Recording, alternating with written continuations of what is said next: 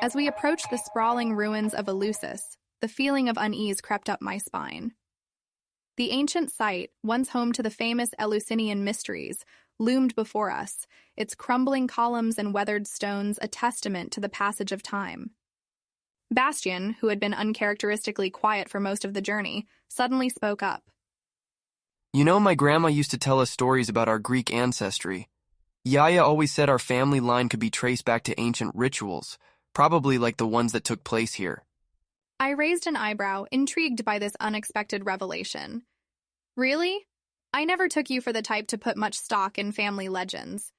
He shrugged, a wistful smile playing on his lips. Honestly, it's part of the reason I got into investigating unsolved mysteries in the first place. I guess I always hoped that maybe someday I'd find the connection, you know? Uncover the truth behind the stories.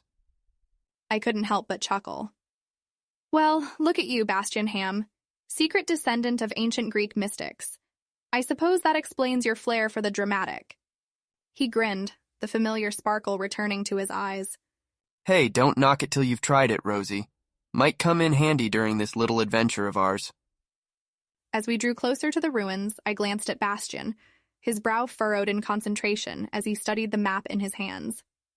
The entrance to the telesterion should be just ahead, he said, pointing to a large rectangular shape in the distance. I nodded, my heart pounding with anticipation and a touch of fear. The telesterion was the central hall where the secret rituals of the mysteries took place, a place where only the initiated were allowed to enter. As we drew closer, I noticed something strange, a flickering light emanating from the right side of the courtyard. Bastian, look! I gasped, grabbing his arm. Is that a fire? He followed my gaze, his eyes widening in surprise. It can't be. The sacrificial pit hasn't been lit in centuries.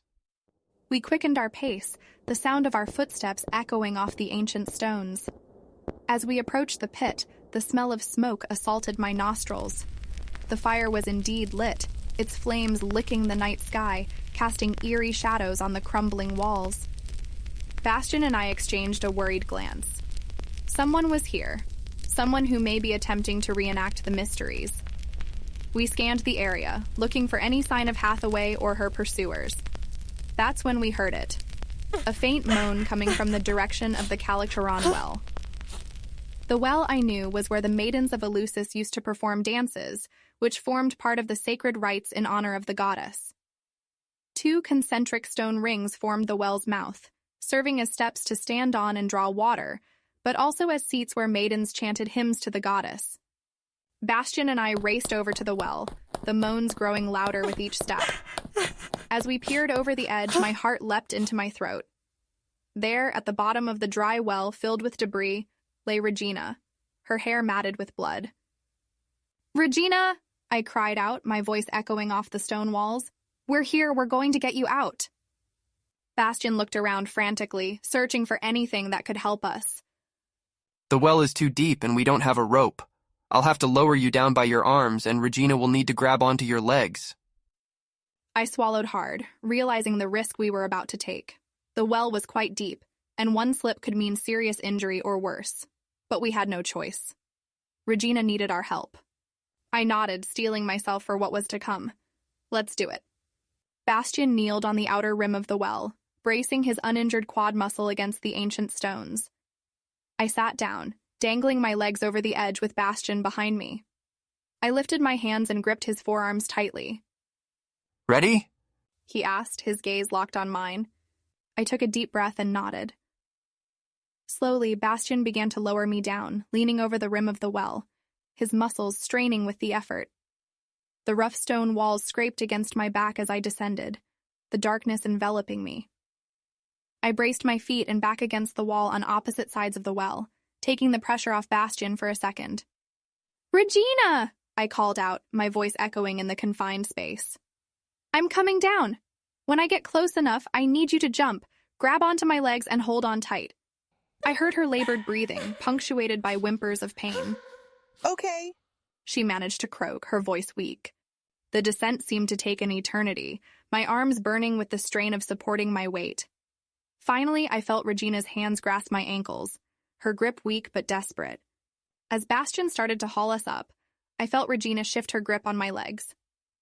"Regina, try to brace your feet and back against the walls of the well," I called down to her, my voice strained with effort. "It'll help ease the weight on us and give you some leverage." "I'll try. I've sprained my ankle and it hurts." As Bastian pulled, I could feel Regina pushing against the walls, using the friction to inch her way up. Each time she moved, she whimpered in pain, but it took a bit of the strain off my arms and legs, and I knew Bastian must have felt the difference too. Inch by inch, we made our way up the narrow shaft, the rough stone scraping against my skin. Regina's movements became more coordinated, her good foot finding purchase on the smooth walls. She grunted with exertion each time she pushed upward, the sound echoing in the confined space. As we neared the top, I held onto the edge of the rim as Bastian reached down with one hand and grabbed Regina's arm, helping to pull her over the edge. I felt a rush of relief as the weight lifted from my body, and a moment later, Bastian was hauling me up and over the lip of the well. "I gotcha," he said, hugging me tightly. We collapsed onto the stone, gasping for breath. Regina lay curled on her side, her face pale and streaked with blood. I knelt beside her, my heart pounding with fear and adrenaline. "Regina, what happened?" I asked, inspecting the bruise by her hairline. "How did you end up inside the well?" I don't remember. I think she drugged me." "Who did this to you?" I pressed. She blinked slowly, as if trying to focus through a haze of pain. "Agnes. She took the recipe." Bastian and I exchanged a confused glance. "Agnes?" He repeated, his brow furrowed. "A dear sister of the Order of the Nine Realms and the head librarian at Bibliotheca Medicaea Lorenziana.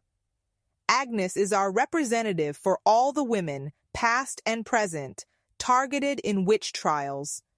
She's a direct descendant of Matriarchal de Francesco, an expert of herbs, and the first woman in Europe to be burned at the stake for witchcraft." "Dear sister?" Bastian crossed his arms in front of his chest and shot me a dirty look. "See, I told you. They are man-haters with a millennia-old grudge." "Zip it, Ham," I warned before I turned to Regina. "Agnes has the Kikion recipe?" Regina nodded weakly. "She prepared it. Wine, honey, barley, cheese, mixed with psychoactive substances. Opium, cannabis, henbane." She paused, her breathing labored. "And ergot." My mind reeled, trying to make sense of Regina's words. Surely Agnes was smart enough not to consume such an explosive mix of drugs. Regina's eyes fluttered closed, her head lolling to the side. "She's going to die. Convulsions, spasms, vomiting, mania, and psychosis." Bastian grabbed Regina's shoulders, his eyes wide with urgency. "Regina, where is she?" But Regina had already slipped into unconsciousness, her breathing shallow and uneven. I checked her pulse, my own heart racing with fear. "We need to get her to a hospital." Bastian nodded, already pulling out his phone to call for help. But before he could dial, a piercing shriek split the night air. We froze, our eyes locked on the flames soaring over the sacrificial pit. "What the hell was that?" I swallowed hard, my mouth suddenly dry. It sounded like an animal, like it was in pain. We looked at each other, the same thought passing between us. We couldn't leave Regina, but we couldn't ignore the sound either. Bastian grabbed his backpack, pulling out a small first aid kit. "Stay with her, I'll go check it out." "Rosie, please be careful." My heart pounded as I made my way towards the telesterion, walking through the front porch where Demeter's statues once stood. The sound had come from Hades's and Persephone's caves to the right. The caves representing the underworld were dark, lit only by flickering torches lining the walls. I moved slowly, my eyes straining to see in the dim light. The sound of my footsteps echoed off the stone floor, mingling with the eerie silence. And then I saw it, a figure hunched over a stone altar, their back to me. As I got closer, I saw the lifeless body of a piglet, its throat slit, blood pooling on the stone. I must have made a sound because the figure whirled around, their face hidden beneath a dark hood. In their hand, they clutched a golden chalice. "What have you done to the poor creature?" I shouted, my voice shaking. The figure lifted their head, and I caught a glimpse of their face in the torchlight. It was the woman I'd met at the New York Public Library, her eyes wild, her skin damp with sweat. Amalia Rose, thank you for your help, Kara. I took a step forward, my heart pounding. What is going on? What are you doing here? She smiled, a manic twist of her lips. I'm fulfilling our destiny, don't you see? You don't know what you're doing, I warned, attempting to use arguments she'd buy. The mysteries, the kikion, the traditions, they must be performed by the initiated. She lifted the chalice to her lips, and I caught a whiff of the pungent liquid inside. It smelled like death and madness, like something that should never be consumed. I lunged forward. Stop! That concoction is dangerous. You'll die. But Agnes was too quick. She danced out of my reach, her laughter echoing off the cave walls. You don't understand. She began to circle the cave, her movements jerky and uncoordinated. For millennia, women were priestesses, goddesses, fair rulers. We guarded the passage to other realms through secret rituals and sacred pharmacopoeia passed down from generation to generation. I watched in horror as she lifted the chalice again, her hands shaking. But men, they appropriated our power, our knowledge. They twisted it, corrupted it like the drinking of Christ's blood, an echo of our secret rituals. And then they stamped us out, burned us, crushed us beneath their boots. Bastian burst into the cave, his eyes wide with fear. Amalia, what's going on? I heard shouting. I held up a hand, my eyes never leaving Agnes. Agnes, please, think about what you're doing. The elixir, it's not meant to be abused like this. She shook her head, her laughter turning to sobs. You don't understand. I need this. I need to unlock the secrets of the virgin birth, the power to crush the patriarchy once and for all. Agnes, no, I cried. But Agnes was beyond reason.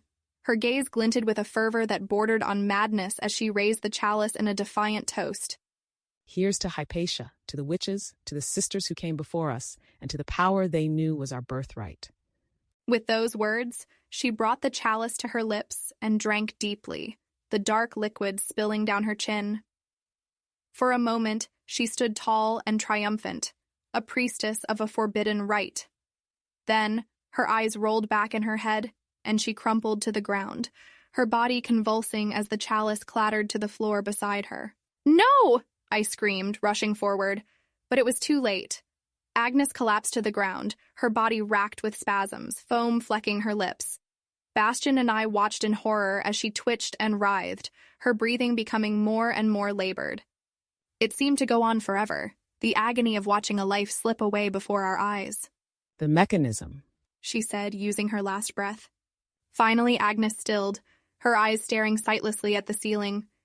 I sank to my knees, tears streaming down my face. Bastian wrapped his arms around me, holding me as I sobbed.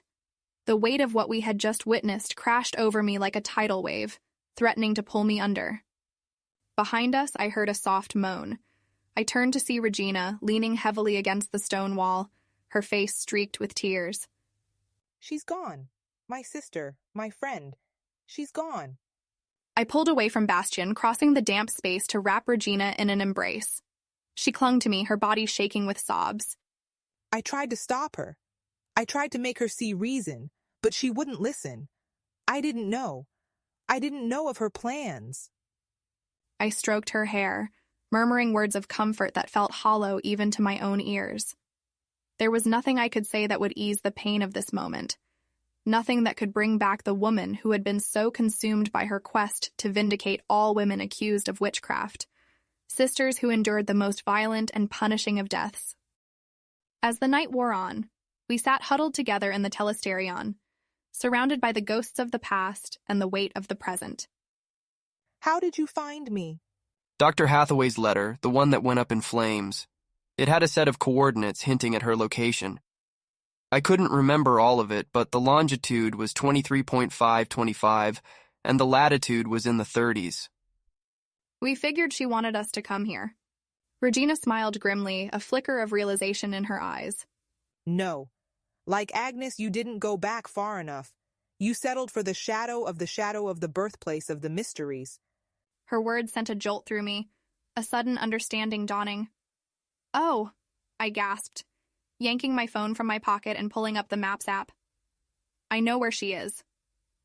Regina nodded, her face etched with pain and determination. We must help her. Care to enlighten me?